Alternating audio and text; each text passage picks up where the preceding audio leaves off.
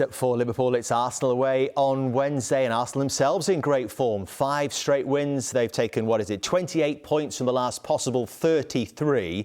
Is that game on Wednesday starting to look a little bit more difficult for Liverpool, Jamie? Yes, and I think it's definitely the game that Man City will look at. There's obviously a relationship between Pep Guardiola and Mikel Arteta, so I'm sure there'll be a conversation before that game. But there's no doubt at this moment, Arsenal's form over the last sort of 10 games is as good as probably as anyone in the country, and these top two top teams we're talking about. And I want to actually look at the makeup of the midfield of Arsenal and sort of the slight readjustment in terms of actual system that they've gone to. So I just want to look at this graphic now, and this is about Odegaard, Partey and Xhaka playing in midfield. Now, when we go from January to December, that's when Odegaard, I think, came in on loan. He signed fully at the start of this season. But from then until now, since Odegaard's been at the club, Arsenal have played 33 games. They've only started 6 together. Now, that comes from, injuries at different times with different players, not always being fit. We've seen the wins and the win percentage and obviously the points per game.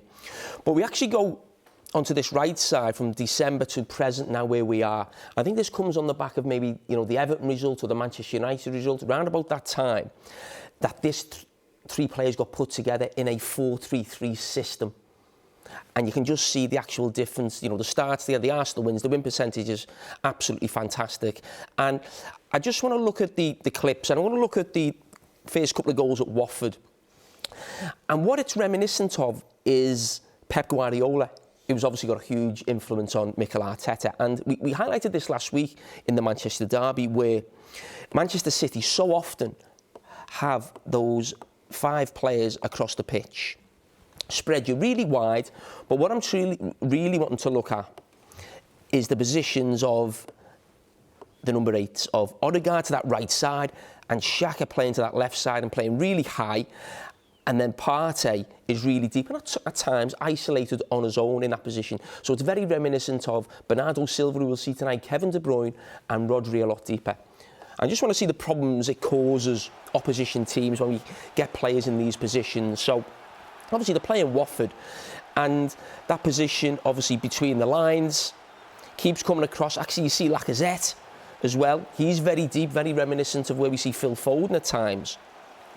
But as the ball comes into Odegaard, the big decision for any team now is, do my centre-backs go and step out and engage with those players, or do my midfield players look after it? But then you see the gap that creates between centre-back and centre-back for Watford. And this is the problem. This will be a problem for Crystal Palace again tonight. And it comes into Odegaard. He finishes it brilliantly.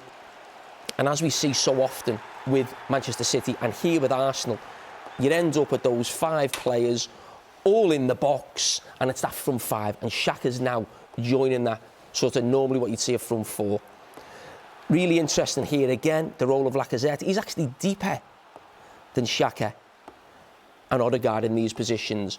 But what's really good on this, and again, we highlighted this last week in the Manchester derby, when Arsenal or Man City have these players, 5 players high up the pitch, trying to stop them when they've got the ball.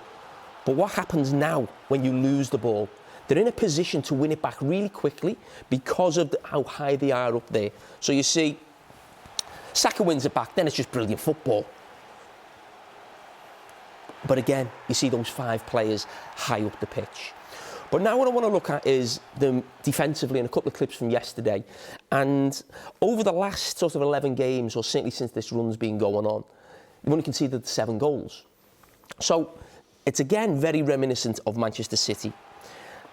And I just want to look at the pressing from Odegaard and then Xhaka going in behind him and then leaving Partey free. When the ball gets played out, now this is a real pressing team. Odegaard, pressing machine, along with Martinelli, and you see the positions now of these 2. Really high up the pitch. Martinelli then goes in behind them. And then Xhaka has to cover a lot of ground. Makes a foul as he normally does, but he stops the attack. This is interesting, and I want to look at this going forward. The ball goes back. Now, sometimes you'd always think we're going to press, but sometimes it's not right to press. Martinelli, as I said, is a pressing machine, but just look. He's actually looking behind. Who's coming with me? And they do go with him. He goes in behind. Odegaard goes in behind, and Xhaka goes in behind. And Xhaka's now actually covering 11k each game in this sort of run of games because he's being asked to do a lot more. But sometimes it's not right to go. And that is the big problem. And I highlighted that last week, where you can get at City. And it might be the case with Arsenal. The spaces either side of Thomas Partey. And with the game against Liverpool, that's something they've got to be really careful about when they press. Because a better touch here from Harvey Barnes, and Leicester are going to find themselves, you know, in a great opportunity. So that's something they've got to be very mindful of going forward. But this, what I'm watching from Arsenal now, the slight tweak in midfield, very, very impressive. This run of form has seen them into fourth place.